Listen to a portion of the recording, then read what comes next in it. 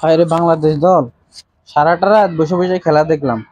এই ধরেন যে রাতের একটা 2টাতে শুরু করে খেলা দেখলাম।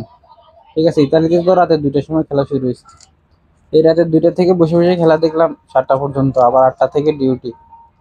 ঠিক আছে, এই যে এখন ট্রেনের ভিতরে শুয়ে শুয়ে জিমাইতেছি। সারা রাত ঘুমাই না, শুয়ে শুয়ে জিমাইতেছি। এই তোদের খেলা দেখছি, বাংলাদেশের খেলা দেখছি। ঠিক আছে, মাত্র 115 রানে, 115 রান দরকার ছিল আমাদের, এটাও নিতে পারলি না বাংলাদেশ দল। আরে কেন খেলাটা দেখলাম কেন সারাটা রাত? এই যে জায়গায় জায়গায় খেলা দেখলাম, এখন ট্রেনের ভিতরে বসে বসে জিমাইতেছি। সারাটা দিন ডিউটি করুনটা কেন?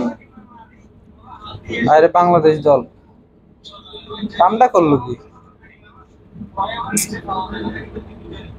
তা মানে নেওয়া যায় না। বাংলাদেশ দলের জন্য এটা দুঃখজনক, খুবই দুঃখজনক বাংলাদেশ দলের জন্য।